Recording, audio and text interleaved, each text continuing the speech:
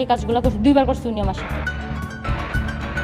কথা ছিল নাটকের শুটিং করা হবে। শুটিং এর জন্য নায়িকা চরিত্রের মডেলকে আনা হয় রিসোর্টে। তবে শুটিং আর হয়নি। নায়িকা হয়েছেন শোরের শিকার, আর পরিচালক নিজেই শোরের প্রধান ভিলেন। তবে বাস্তব এই কাহিনীতে কোনো হিরো উপস্থিত হয়নি নায়িকাকে বাঁচাতে। নাটকের শুটিং এর কথা বলে গাজীপুরের শ্রীপুরের একটি রিসোর্টে এক মডেলকে গণধর্ষণের অভিযোগ উঠেছে। এই ঘটনায় ওই নারী বাদী হয়ে শ্রীপুর থানায় মামলা দায়ের করেছেন। এখন যদি 3 জন মিলে দর্শন করে, এটাকে প্রকাশ্যে না, আমি যদি কাউকে দর্শন করে আমি কি বলবো যে করছি? সঠিকভাবে বিচার হোক, আইনের আওতায় আনা হোক, মেডিকেল টেস্ট হয়েছে, রিপোর্ট বের হোক, সবকিছু প্রকাশ্যে আসবে। একজন নর্মাল আর্টিস্ট কাজ করে থাকি, আমার কাছে যথাযথ পরিমাণ প্রমাণ আছে, নাটক অভিনয় আছে।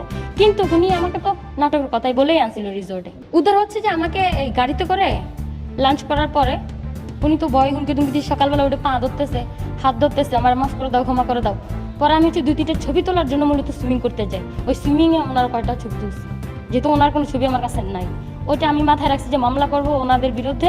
এই জন্য আমি ছবিগুলো সুইমিং, আমি নিজেও সুইমিং করছি, ওই লোকেরও করাইছি, মাতাল অবস্থা।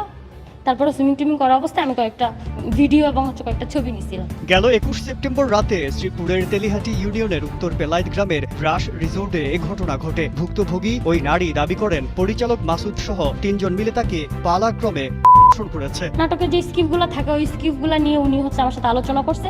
আলোচনা করা হচ্ছে 22 তারিখ আমাদের রাস রিসোর্টে হচ্ছে যে নাটকের যে শুটিংটা হবে, মূলত একটা নাটক হবে, ওটা নাকি RTVর জন্য। যাই হোক, উনি আমাকে এই কথাটা বলছে। তো যেহেতু উনি একটা ডিরেক্টর, আমার আগে 5-6 মাস আগে পরিচয় হয়েছে, দেখা সাক্ষাৎ হয়েছে, সেই ক্ষেত্রে আমি ওনাকে একটা বিশ্বাস করছিলাম। হ্যাঁ, উনি ইমার্জেন্সি আমাকে ড্রপ করে নিয়ে গেছে, বলছে এখনই যেতে হবে, আমার সাথে চলো, কালকে কষ্ট করে আসতে হবে না।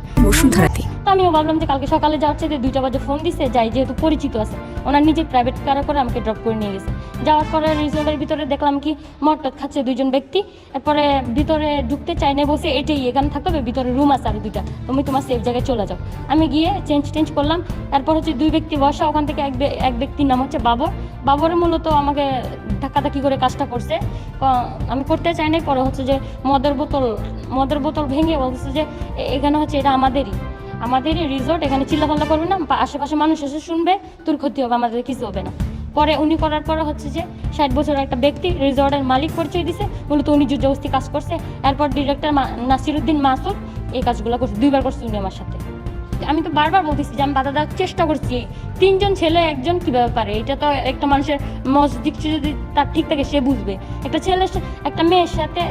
ছেলের সাথে মেয়ে পারে না, তো 3টা ছেলের সাথে আমি কিভাবে পারবো? এই ঘটনায় গেল 26 সেপ্টেম্বর নাসিরুদ্দিন মাসুদ ও বাবর নামে 2 জনের নাম উল্লেখ করে শ্রীপুর মডেল থানায় একটি ধর্ষণ মামলা করেন ভুক্তভোগী। যিনি বাবর, তিনি বলছে যে বিএনপির নেতা বাবর, মানে আমাকে এগুলো বলে হুমকি দিচ্ছে, বিএনপির নেতা বাবর। আরেকজন যে নামটা আমি জানি না, ওনার নাম হচ্ছে যে নাম জানি না, সঠিক নাম জানি না, কিন্তু ওনার বয়স 60 বছর প্লাস হবে, প্লাস রিসোর্টের মালিক পরিচয় দিছে।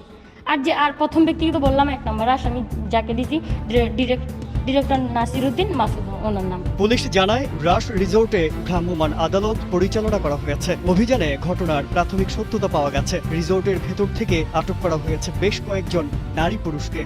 যে রাস রিসোর্টে যে একটা ঘটনা ঘটছে 22 তারিখে, এটাকে কেন্দ্র করে তো একটা মামলা হয়েছে, যেটা তদন্ত সাপেক্ষে আইনগত ব্যবস্থা নেওয়া হবে। যদি ধারাবাহিকতা আজকে আবার তদন্ত আসা হয়েছিল, এখানে ভ্রাম্যমাণ আদালত হয়েছে এক্সিলেন্টের মাধ্যমে।